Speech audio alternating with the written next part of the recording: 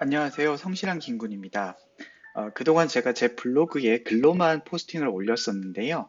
오늘부터는 제가 준비한 포스팅이 어떠한 자료들을 기반으로 해서 제가 어떠한 부분에 해석을 통해서 이러한 자료를 준비하게 되었는지를 설명해 드리는 제 코멘터리 파일을 영상으로 제작해서 함께 제공해 드리려고 합니다. 어, 이게 제 첫 영상이라서 조금 떨리는데요. 다소 실수하는 부분이 있더라도 조금 양해를 해주시고 들어주시기를 부탁드립니다. 제가 그동안 다른 포스팅에서 몇 번 설명을 드렸었는데, 회사의 기업의 가치를 추정하는 방법 중에 오픈되어 있는 공개 자료를 통해서 저희가 가치를 추정하는 방법을 모자이크 이론이라고 설명을 드렸습니다.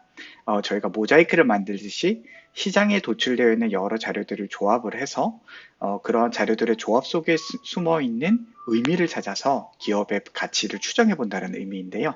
앞으로는 제 이 영상을 통해서 여러분들께서 어떻게 모자이크 이론을 적용할 수 있구나, 어떤 자료들을 주요 인풋으로 활용을 해서 가치 추정을 하는구나, 라는 부분을 조금 더 함께 이해하시고 알아가실 수 있으면 좋겠습니다.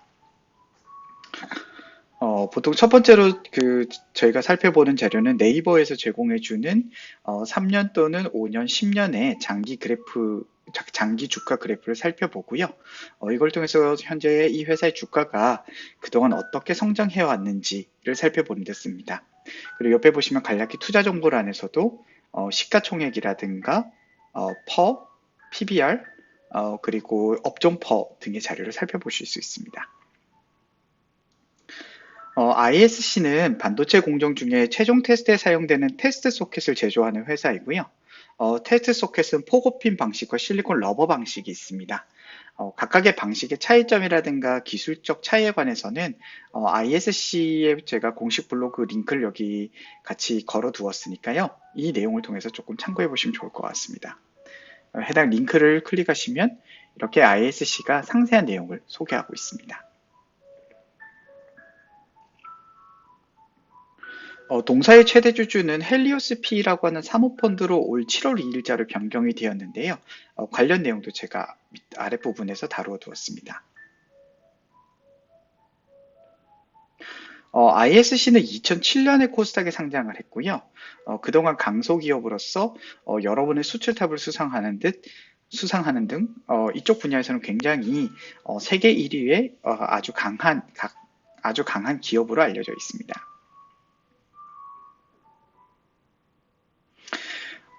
ISC의 테스트 소켓이 기존 제품 대비 차별화되는 경쟁력에 관해서 기존의 포고 방식 같은 경우에는 반도체 칩에 손상을 주는 문제들이 있었는데 이런 부분들을 개선하기 위해서 개발한 것이 실리콘 러버, 그러니까 고무 형태가 들어간 거죠. 실리콘 러버 소켓이라고 하고요.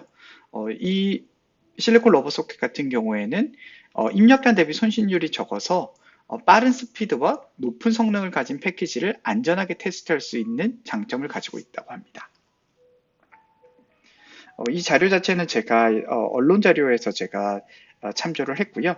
관련 링크는 여기 전체 링크는 여기 달아두었습니다. 해당 기사에서 제가 조금 특이하게 찾아보았던 부분 중에 하나는 2018년도 기사였지만 이 회사 같은 경우는 이미 스마트 팩토리 개념을 도입을 해서 공정을 준비하고 있다고 하고요. 스마트 팩토리를 통해서 생각해 볼 수 있는 것은 이 회사의 제조 원가라든가 생산 효율 자체가 증대할 거기 때문에 장기적으로 조금 더 안정적인 원가 프로파일을 만들 수 있을 거라고 제가 생각을 합니다.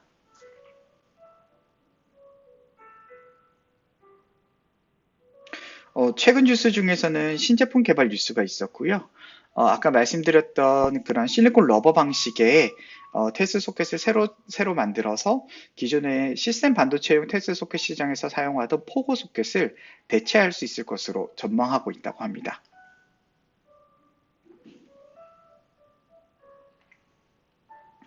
다트 공시 내용 중에서는 이제 제가 반기 보고서 내용을 조금 살펴보았고요. 이 회사가 현재 판매하고 있는 주요 제품군, 그리고 주요 제품의 매출 비중, 여기 이렇게 살펴볼 수 있습니다. 거의 대부분의 제품이 이제 메모리 관련된 테스트 소켓 유가 전체 매출의 대부분을 차지하고 있습니다.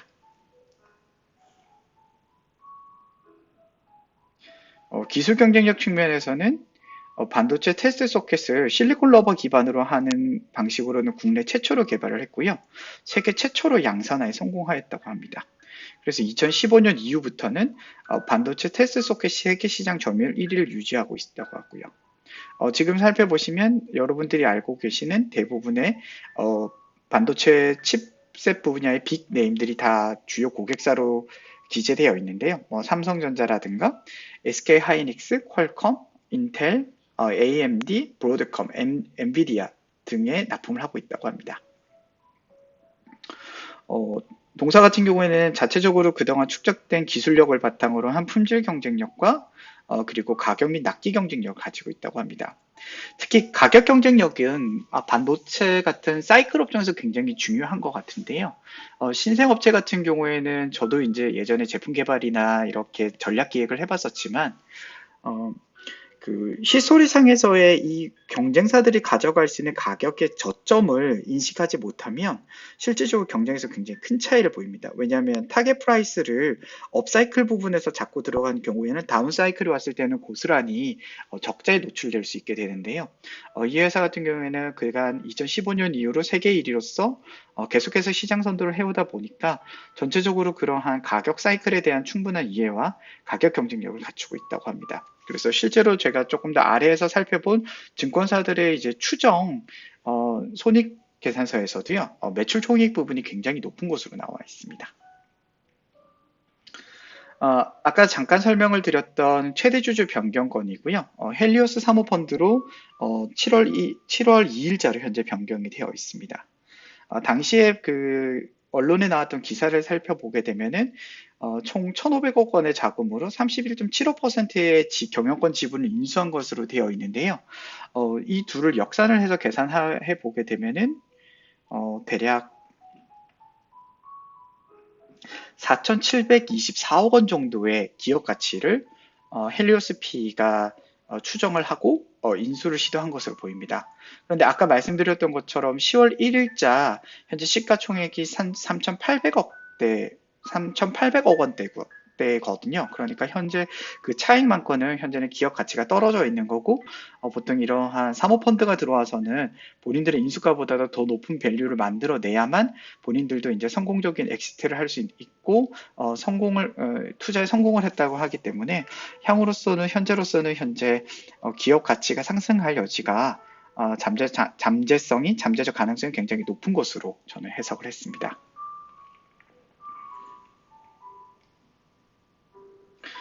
기존 대주주는 이제 정영배 회장이셨는데요.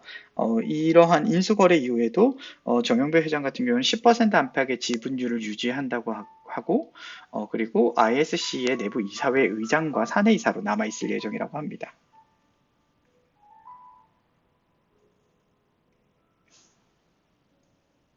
근데 실질적으로 8월 17일자로 나온 최종적인 다시 지분 변동을 보게 되면은 정영배 회장의 지분율이 3.36%까지 현재 낮춰져 있습니다. 이 같은 경우에는 아마 CB라든가 EB 등등 이제 기타적인 그러한 다른 금융 상품을 통해서도 보완 장치를 할 것 같은데요. 그 관련된 기사 코멘트들은 제가 다른 자료에서 한번 살펴보았습니다.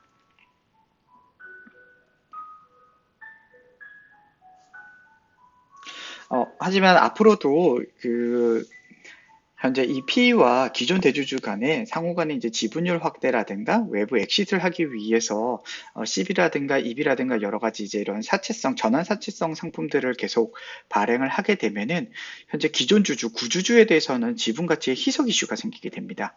그러니 그런 부분에 우려가 없는지는 계속해서 시장 자료 등 공시 자료를 통해서 모니터링을 꼭 하셔야 합니다. 특히 최근에 나왔던 자료 중에 하나는 현재 교환사채를 발행을 했는데요. 교환사채라고 하는 거는 이제 전환사채랑은 달리 특정한 전환권에 대해서 나중에 특정 금액으로 거래하는 것이 아니라 현재 이 약정된 금액을 가지고 나중에 이제 사채로서 상환을 받거나 아니면은 특정한 제3자 가 보유한 제3의 회사의 뭐 기업 지분이라든가 또는 자기 회사의 자기 주식에 대한 교환권을 설정해 놓은 교환사채를 의미하는 거고요. 현재 같은 경우에는 총 65억 원을 들여서 사채율은 5%고 23만 9,378주에 관해서 현재 교환가액이랑 이렇게 설정된 EB를 발행을 했습니다. 실질적으로 회사는 굉장히 유동성이 풍부한 상태여서 이 같은 경우에 왜 이렇게 굳이 EB를 발행했느냐라는 이제 코멘트가 언론 자료에 있었고요. 저 같은 경우에도 지금 특별하게 이런 자금 조달을 추가로 이렇게 할 필요는 없어 보이는데 아마도 헬리오스 P의 추가 지분율 확보를 위해서 안전장치 차원에서 이러한 조치를 취한 게 아닌가 싶습니다. 향후 공시를 통해서 계속해서 지분율이 어떻게 변동하는지는 꼭 살펴보셔야 할 것 같습니다. 원본 기사 링크는 제가 여기 달아두었고요. 혹시라도 EB라고 하는 교환사채의 개념이 조금 어렵게 느껴지시는 분께서는 제가 여기 지식백과사전을 링크를 달아뒀거든요. 그래서 지식백과사전을 통해서도 한번 확인해 보시면 좋을 것 같습니다. 제가 아까 간략히 말씀드린 것처럼 기업이 보유하고 있는 자회사 또는 다른 회사의 주식을 특정 가격에 교환해 주기로 약정을 하고 발행하는 회사채를 의미합니다. 현재 동사 같은 경우에는 이제 실리콘 소켓과 관련된 특허 소송을 진행 중인데요. 경쟁 업체인 TSE와의 특허 소송이 계류되어 있습니다. 근데 현재 그 소송 기록을 보게 되면은 ISC가 보유한 기술 특허에 관해서는 작년 2020년 연말 기준으로 대법원에서 특허성에 관해서는 이미 승소를 했는데 최근에 계류 중인 이제 소송 같은 경우에는 특허 침해에 따른 손해배상 소송이 현재 제기되어 있습니다. 그런데 이제 1심 소송에서는 지금 ISC가 오히려 패소를 한 상태인데요. 1심에서 판단 근거의 내용을 언급을 보게 되면은 지금 TSA가 적용한 기술 부분에서는 ISC가 보유한 기술을 사용하지 않았다라는 걸 주 원인으로 판시되어 있습니다. 실제로 손해배상 청구액은 2억 원 수준인데요. ISC에서는 현재 특허성 자체가 인정됐고 이 부분에 대한 침해가 명확히 있다라고 인지하기 때문에 항소심을 지금 준비하고 있다고 합니다. 관련 기사는 살펴보시면 될 것 같습니다. 혹시라도 이 분쟁 소송이 있다고 해서 너무 큰 걱정을 하지 않으셔도 될 것 같은데요. 왜냐하면 현재 배상 청구액 자체는 2억 원이어서 굉장히 작은 금액이어서 뭐 충당부채라든가 다른 이슈는 없을 것 같고요. 동사가 본인들이 보유한 기술 특허권에 관해서 시장에 우리는 우리의 특허권을 지키는데 그렇게 물러서지 않는다라는 그러한 경영적인 그런 전략적인 태도를 보여주려고 하는 목적이 더 크지 않은가 싶습니다. 어쨌든 이러한 특허 소송이 진행되고 있다는 것은 계속해서 꼭 살펴보셔야 할 이슈 중에 하나입니다.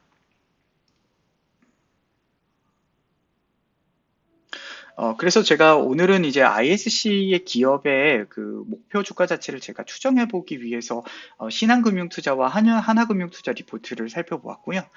신한금융투자 리포트는 9월 초에 발행이 됐고, 하나금융투자 같은 경우에는 세부적인 주가 추정이라든가 이런 자료 없이 단순한 기업 소개와 사업성에 관해서만 지난 8월 초에 관련 리포트를 출시한 바 있습니다. 현재 ISC에서 사업의 성장 모멘텀 같은 경우에는 크게 이제 세 가지를 얘기하고 있는데요. 비메모리 분야 사업의 진입을 통해서 계속해서 이제 물량이 증가할 거라고 하는 부분이 한 가지고요. 그리고 DDR5 형태로 이제 메모리 반도체가 전환됨에 따라서 가격 상승이 또 기대된다고 합니다. 이 같은 경우에는 이제 신한금융투자에서는 과거 DDR3에서 DDR4로 전환할 당시에 소켓 가격이 30% 정도 상승했던 과거 이력이 있다는 걸 하이라이트하고 있습니다. 그리고 지난번에 나온 기사 중에 하나는 이제 일본 기업이 독과점하고 있는 그 5G 고주파용 안테나 필름 소재에 관련된 저희가 이제 그 FCCL이라고 하는 연송 동박 적층판, 이제 하나의 그냥 필름을 코팅하는 동박 필름을 코팅하는 그러한 소재 기술인데요. 이 부분에 관해 이제 특허를 확보해서 앞으로는 이제 IT 기기 그런 이제 휴대폰 안에 들어가게 되는 연성 회로 기판, 이제 회로 기판 안에 들어가는 안테나 필름 소재 사업에도 진출을 했다고 합니다. 이걸 통해서 이제 향후 또 추가적인 매출 성장이 있을 것으로 현재 보고 있습니다. 용어가 굉장히 어려운데요. 대략적으로 이 회사가 새로 인수한 기술 자체는 그러한 적층판을 만들 수 있는 그런 소재 필름 기술을 확보를 한 것이고, 이 확보된 이 필름 기술을 통해서 앞으로는 모바일 기기 안에 들어가는 회로 기판 안에 5G용 안테나에 들어갈 기술이라고 생각하시면 될 것 같습니다. 관련 정확한 기사 같은 경우에는 제가 여기 링크를 걸어놨으니 당시에 이제 그 2020년 11월자 기사를 한번 확인해 보시면 좋을 것 같습니다. 제가 방금 소개해드렸던 내용을 신한금융투자에서 언급하고 있는 부분이고요. 이 같은 이제 계속해서 이제 매출이 확대됨으로 인해서 2021년의 영업이익은 총 427억 원으로 136% 전년 대비 성장할 것으로 보고 있습니다. 이 같은 경우에는 전년 대비 이제 코로나 팬데믹으로 인해서 전년도 2020년의 실적이 많이 축소된 부분도 있을 거기 때문에 단순히 136%가 증가한다라는 게 너무 포커스를 두지는 마시고 이미 이런 부분은 주가에 녹아들을 수 있기 때문에 향후로 보이는 2020년, 2023년에 손익의 전망이 더 중요하게 바라보시면 좋을 것 같습니다. 비메모리 매출 비중은 이제 2020년 48%에서 21년 61%까지 상승이 되어 있다고 합니다. 참고 삼아서 제가 말씀을 드리는데요. 전체 반도체 시장 중에서 메모리 반도체가 차지하는 비중이 대략 한 30% 정도이고 비메모리 반도체가 차지하는 비중이 대략 한 70% 가까이 됩니다. 그러니 비메모리 반도체 시장이 훨씬 더 크거든요. 그러니 계속해서 이제 뭐 삼성전자도 그렇지만 국내 반도체 소재 기업들이 비메모리 업체를 대상으로 한 고객 확보 및 이제 제품 공급 실적을 확보하기 위해서 계속 많이 노력을 하고 있는 단계입니다. DDR5로 전환되는 모멘텀은 이제 점점 갈수록 구체화될 걸로 보고 있고 2022년에 상당 부분 이제 이러한 반도체 칩셋의 전환이 일어날 것으로 보고 있는데요. 거기에 따른 이제 가격 상승과 교체 수요가 함께 발생할 것으로 현재 기대하고 있다고 합니다. 아까 말씀드렸던 DDR3에서 DDR4로 상승했던 과거 실적에서의 이제 가격 변화 부분 언급은 여기에서 제가 참고를 했습니다. FCC의 공급이 이제 시작될 거라고 제가 말씀을 드렸고요. 특히 아까 말씀드렸던 5G 안테나용으로 제품을 공급할 예정입니다. 이 같은 경우에 그래서 신한금융투자 같은 경우에는 이제 리레이팅이 필요하다. 리레이팅이라고 하는 건 이제 밸류에이션을 다시 해서 목표가가 훨씬 더 높은 목표가가 산정되어야 한다라는 의미로 얘기를 하는 겁니다. 반도체 후공정 테스트 소켓의 절대 강자 가파른 성장 시작 거의 유사한 뷰를 하나금융투자에서도 제시를 하고 있고요. 관련 세부 내용은 한번 참고해 보시면 좋을 것 같습니다. 보시는 것처럼 업체마다 제가 말하는 증권 업체별로 이런 영업이익이라든가 예상 매출액을 추정하는 값에는 좀 큰 차이가 있습니다. 그러니 꼭 정확한 값이 개별 업체가 하는 것이 절대적 정설이 아니니까 어느 부분이 추정 의견인지 어디까지가 실적 자료가 반영된 것인지를 확인하시는 게 이러한 리포트 보고서를 보실 때 꼭 살펴보셔야 되는 그 요소 중에 하나입니다. 마찬가지로 실리콘 러버 소켓 기반의 DDR5 교체 사이클에 대한 수혜를 다 전망하고 있습니다. 비메모리형 매출도 같은 내용이고요. 네, 그러면 이제 구체적인 밸류 부분을 제가 한번 살펴보겠습니다. 지금 이제 여기에서는 이제 피어 그룹에 관련된 밸류에이션 컨센서스를 만들어 놨는데요. 2021 F니까 올해 이제 추정 포캐스트 값이고요. 2022년 수정 폴캐스트 값을 기준으로 현재 이제 글로벌에 있는 총 7개 경쟁사들을 대상으로 한 퍼랑 PBR, EV EBITDA, ROE 등을 산출하고 있습니다. EV EBITDA 같은 경우는 이제 총 부채 규모가 변동하는 걸 같이 살펴야 되기 때문에 조금 더 직관적으로 살펴보기 조금 힘드실 것 같고요. 저 같은 경우에는 이 수치에서는 우선은 피어 그룹의 전체 PER, 평균 PER이죠. 피어 그룹의 평균 PER과 평균 PBR을 살펴보고, 그리고 이제 해외 업체 같은 경우는 또 각각이 속해 있는 개별 국가적 시장의 상황에 따른 차이가 있기 때문에 한국 기업 간의 평균 펄을 별도로 산출해 보았습니다. 그래서 제 계산에 따르면 업종 퍼는 글로벌 업체를 전체 포함할 때 15.6, 국내 피어 간의 퍼는 19.9로 나오게 되고요. PBR은 2.7, 국내 피어 PBR은 4.3입니다. 2022년에는 반도체 시장 성장에 따른 전체적으로 이런 업체들의 이제 EPS라든가 여러 가지 수익 부분이 더 증가할 것으로 보기 때문에 세부 자료 나와 있지 않지만 퍼라든가 PBR 수치가 조금 더 낮아져 있습니다. 그래서 2022년 폴캐스트 값 기준으로는 업종 퍼가 14.4, 그리고 국내 퍼는 17.1, PBR은 2.4, 3.6으로 집계 계산이 됩니다. 이 같은 경우에는 좀 저는 주안점을 두는 게 기업이 이제 EPS가 성장하느냐에 더불어서 또한 이제 ROE가 성장하느냐도 굉장히 중요하거든요. 왜냐하면 결국은 주주가 투자하는 돈이라고 하는 거는 에쿼티라고 하는 자기 자본 부분이고요. 결국 그 자기 자본 대비 이 회사가 벌어 들어오는 돈이 얼마만큼 수익률로 환산될 수 있느냐를 보여주는 게 ROE라는 이 값이거든요. 그래서 이 ROE 값을 기준으로 봤을 때 2021년의 추정치는 18.9%였는데 2022년에 21.4%로 증가합니다. 대략 봤을 때는 크게 큰 수치가 아니지 않아? 2.5% 정도 증가하는데 라고 생각을 하시지만 실제로 비율로 보시게 되면은 ROE에서 13.2%가 성장하는 성장률 값입니다. 굉장히 이제 주가를 분석하실 때는 이 기업의 미래를 추정해야 되기 때문에 미래에 이 기업이 벌어올 매출, 손익, 각각의 그러한 수치적인 지표들이 어떻게 변화할지를 살펴보기 위해서는 꼭 성장률에 대한 여러 가지 추정 자료를 확보하시는 게 굉장히 중요합니다. 그래서 가능하시면 이러한 연도별 변화에 이런 성장률 값을 조금 잘 계산해 보시는 습관을 기르시면 좋을 것 같고요. 또 덧붙여서 그러한 성장률이 어떠한 그래프 추이로 모양이 바뀔지를 살펴보시는 것도 굉장히 중요합니다. 성장률이 갈수록해서 올라간다고 하게 되면은 굉장히 이제 급상승하게 되는 모습의 그래프가 그려질 거고요. 하지만 기저효과에 의해서 갈수록 성장률이 조금씩 낮아진다고 하게 되면 그래프의 기울기가 갈수록 완만해지게 될 겁니다. 이제 아래로 볼록하냐 아니면 위로 볼록하냐 그러한 볼록한 부분의 방향성에 따라서 그러한 주가의 성장에 대한 그러한 감을 조금 트렌드에 대한 감을 가져가시면 좋을 것 같습니다.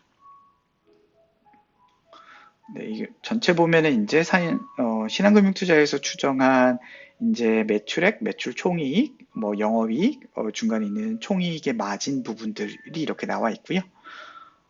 연간해 보게 되시면은 2021년, 2022년에 계속해서 큰 성장세를 이룰 것으로 추정하고 있습니다. 다음으로 살펴보는 것은 이제 재무상태표인데요. 저 같은 경우는 재무상태표에서 가장 중요하게 생각하는 부분이 이제 유동자산과 유동부채입니다. 유동부채 같은 경우에는 보통 1년 안에 이제 지불 처리가 이루어져야 되는 부채를 의미하는 거거든요. 그리고 유동자산은 1년 안에 저희가 현금이 필요하고 할 때 이제 현금으로 이제 환산시켜서 이제 환가시킬 수 있는 자산을 의미하는데요. 당연히 유동자산이 유동부채보다는 커야만 단기의 유동성 위기에 처해지 않습니다. 그러니까 도산의 위험이 굉장히 낮다라는 거죠. 지금 보시게 되면은 유동자산과 유동부채의 비율이 거의 유동부채보다 유동자산이 대략 한 2배 정도 더 많거든요. 그래서 유동성 비율은 굉장히 우수해 보이고요. 그리고 전체 자산을 구성하는 내역이 이제 자산이라고 하는 것은 대략적 의미는 이 회사가 가지고 있는 전체 재산 내역이고요. 그러면 이 재산을 어떠한 자금으로 조달해서 가지고 있느냐를 보여주는 게 이제 부채와 자본인데, 부채는 다른 사람한테 빌려온 돈을 통해서 타인의 자금을 통해서 조달한 게 이제 부채 부분이고, 자본 같은 경우에는 이제 주주가 지불하게 된 자기 자본에 해당하는 부분입니다. 현재 보시게 되면 자본 총계 같은 경우에는 올해 같은 경우에는 이제 2223억, 죄송합니다. 2233억 원의 규모로 보이는 게 전체 자본인데 비해서 부채 같은 경우에는 대략 787억 원이니까 부채 비율도 굉장히 낮은 편입니다. 그래서 재무상으로는 뭐 전혀 특별한 이슈가 없이 굉장히 우량해 보이고요. 손익계산서 부분에서는 이제 매출액이 지금 증가할 것으로 보고 있는데, 매출 원가는 보통은 이제 이 매출에 연동돼서 증가하기 때문에 매출 원가가 일정 부분 증가합니다.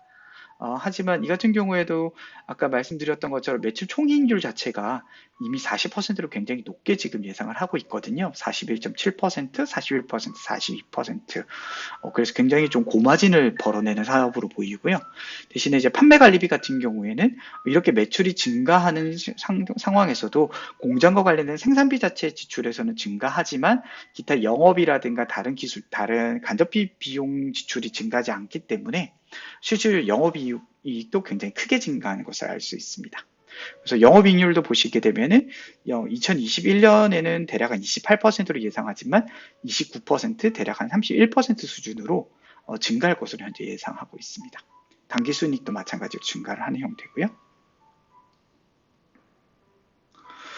현금 흐름표도 저는 기업을 볼 때 현금 흐름표가 굉장히 큰 의미를 가진다고 생각을 하거든요. 왜냐하면은 여러 가지 이제 제품을 팔았다고 하더라도 외상 거래가 많았다든가 그런 부분에 대해서는 실제로 이제 나중에 대금 회수가 되지 않는다라면 기업이 또 다른 위험에 처할 수 있는 형태도 나타나거든요. 그러다 보니 어쩌면 이 회사가 꾸려지기 위해서 가장 중요한 그런 현금성, 그러한 현금의 회수 및 지출이 어떻게 이루어지고 있는지를 현금 흐름표를 통해서 살펴보시는 게 굉장히 중요합니다. 그래서 그 중에서 특히 본업에 해당하는 영업 활동이라는 현금 흐름 부분, 저희가 또 영어로 얘기할 때는 CFO라는 약어를 많이 쓰긴 하는데요. Cash Flow of Operation, 뭐 이렇게 얘기를 하는 부분인데, 이러한 영업 활동에 대한 현금 흐름이 계속해서 플러스 수치로 점점 증가하고 있느냐, 특히 매출 손익이 증가하는 거에 비례해서 같이 증가하느냐, 그런 걸 살펴보면 굉장히 중요합니다. 여러 가지 투자 활동이라든가 재무 활동을 인해서 계속해서 지출이 있는데, 재무 활동이란 지출은 차입금을 지불을 하거나 아니면 또 계속해서 이제 배당금을 지불한 형태인데요. 실제로 보시면 이제 재무 활동에서 보게 되면 계속해서 배당금을 증가해서 지불할 것으로 현재 추정을 하고 있습니다.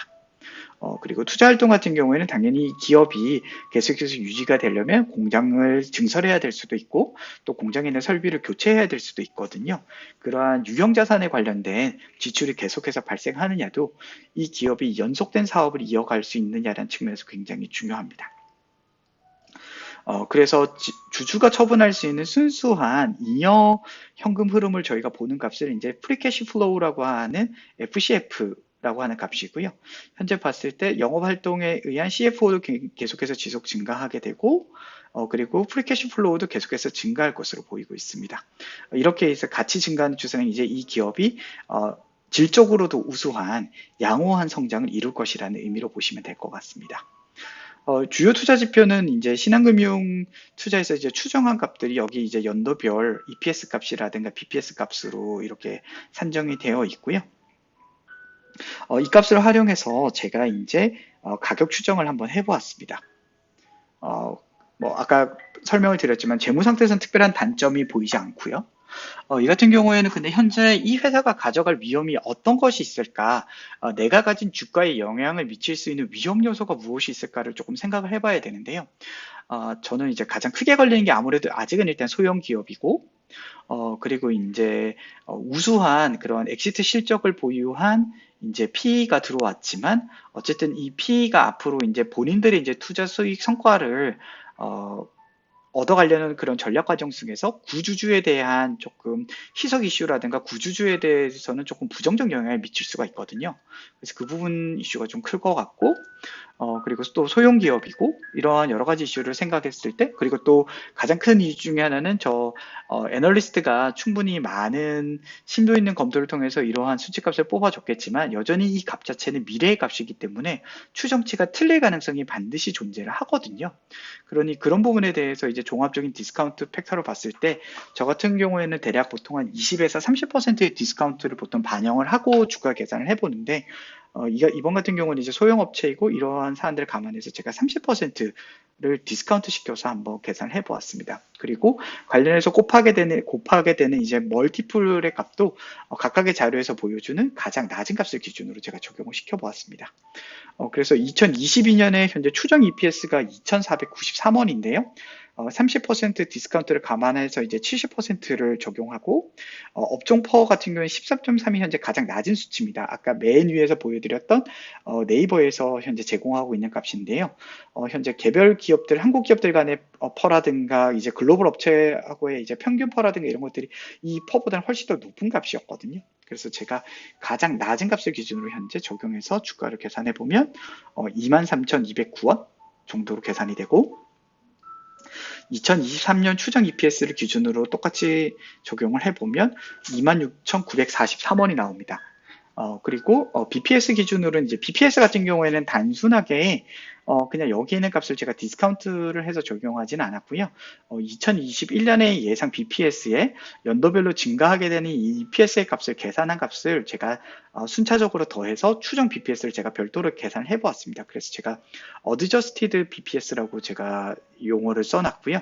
그래서 그 계산할 때 이제 13,496원, 그리고 2023년 같은 경우에는 15,522원이 나옵니다. 그래서 현재 네이버에서 제공했던 PBR 중에 이제 낮은 값을 봤을 때 1.8의 멀티플을 적용했을 때 24,292원부터 27,939원의 값으로 각각 계산이 됩니다.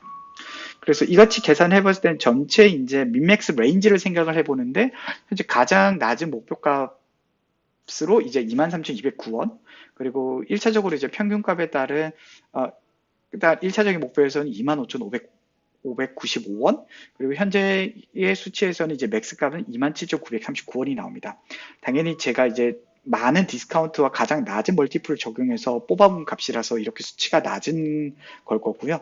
현재 증권사에서 애널리스트들이 제시한 목표값 중에는 이제 38,000원까지 현재 목표 주가를 예상하는 의견도 나와 있습니다. 하지만 저 같은 경우에는 일단 좀 보수적으로 이런 시장을 접근하려고 하는 편이어서요. 이제 분할 매수로 이제 포지셔닝을 할 때 이런 단계적으로 이렇게 주가가 성장하는지를 보면서 그때그때의 단계를 보고 다시 해서 재산정을 하면서 포지셔닝을 유지 또는 부분 익절 형태를 결정하려고 하는 편입니다. 주가 자체를 보게 되면 이제 현재 주가가 23,250원으로 종가가 맞췄기 때문에 거의 제가 지금 계산한 값에 의하면 거의 이제 미니멈 밸류에 가까운 값으로 나와 있는데요. 하지만 꼭 생각해 보셔야 되는 게, 현재 반도체 사이클 같은 경우는 현재 다운턴에 직면해 있습니다. 그래서 최근에도 여러 자료에도 나와 있지만 올해 하반기까지 해서 반도체의 이제 특히 디램 같은 경우에는 메모리 가격이 최대 8%까지 하락할 수 있다라는 전망이 나와 있고요. 그 상황에서 이제 실질적으로 삼성전자라든가 하이닉스 기업들의 여러 가지 영업이익이 꺾이지 않느냐에 대한 그러한 외국계 투자은행 의견과 그래도 괜찮을 것이라고 하는 개별 업체의 의견이 현재 좀 대립되어 있는 상태입니다. 그리고 오늘은 이제 홍콩 증시 같은 경우 이제 헝다에 대한 거래 정지도 내려졌고요. 계속해서 헝다 부채 리스크는 달러채에 대한 이자 상환 이슈가 현재 디폴트 값으로 향하는 형태로 되어 있기 때문에 이 이벤트의 계속 추이를 살펴보시는 게 적어도 이번 달 말까지는 계속 존재하고 할 것 같고요. 아시다시피 이제 테이퍼링이라든가 또 미국 정부의 부채 한도 및 금리 법인세 인상 등의 이슈도 현재 계속 잔존하고 있습니다. 그렇기 때문에 전체적으로 주가는 상승하기보다는 하락할 수 있는 위험을 내포하고 있는 이벤트들이 이제 계속 앞으로 존재하고 있으니까 주가는 언제든지 이 가격에서보다 추가 하락할 수 있다는 것도 좀 염두에 두시면 좋을 것 같습니다. 하지만 또 이제 미래의 일이다 보니까 또 이 다수의 시장 참여자, 전 세계로 거의 한 수십억 명에 가까운 그런 시장 참여자들이 이제 세계의 주가를 움직이게 만들 텐데요. 그러다 보니 또 언제든지 또 반등해서 또 상승할 여지도 있습니다. 그래서 항상 이제 동전동지기처럼 이거는 기본적으로 5대5의 확률이라고 생각을 하시되 전체적인 이제 시장 흐름이 어떻게 움직이겠다를 감안하시고 투자에 대한 판단하시는 게 중요합니다. 근데 꼭 유의하셔야 되는 거는, 제가 이렇게 말씀드리다고 해서 제가 이 종목을 사시라고 추천을 해드리는 게 아닙니다. 항상 투자를 하실 때는 본인이 가지고 계신 돈과 본인이 생각하신 요구 수익률을 기준으로 보았을 때 어떤 종목이 더 효율적인지를 고르셔야 하는 그런 선택의 순간에 계속 놓이시는 거거든요. 그러니 저 같은 경우에는 그냥 제가 계산을 했을 때 값이 이렇게 보인다고 제가 알려드리는 것 뿐이지, 이 회사가 굉장히 유명해 보이니 이 주식을 사셔라, 아니면은 이 회사는 떨어질 확률이 굉장히 더 높으니까 이 주식은 파셔야 된다라는 특정한 매도 의견을 드리는 게 아닙니다. 혹시라도 오해할 여지가 있으실 것 같아서 한 번 더 말씀을 드리고요. 이상 제가 오늘 준비했던 코멘트는 이 정도 선으로 마칩니다. 아무래도 제가 처음으로 이러한 영상을 준비하고 제 음성을 녹음하다 보니까 조금 중간중간에 이런 제 어투라든가 그리고 제 표현이 매끄럽지 않았는데요. 이런 부분은 제가 계속해서 좀 다듬어 가면서 다음부터는 조금 더 스크립트를 잘 준비해서 조금 더 자세히 설명드릴 수 있도록 하겠습니다. 혹시라도 추가적인 질문이 있으시거나 저하고 또 관련된 논의를 더 이어가시고 싶으신 분들께서는 제 블로그에 나와 있는 톡톡 메신저라든가 톡톡 메신저라든지 아니면 오픈 카톡을 통해서 연락을 주시면 제가 계속해서 관련된 의견을 서로 나누어 볼 수 있도록 하겠습니다. 네, 긴 시간 들어주셔서 감사합니다. 좋은 하루 보내세요.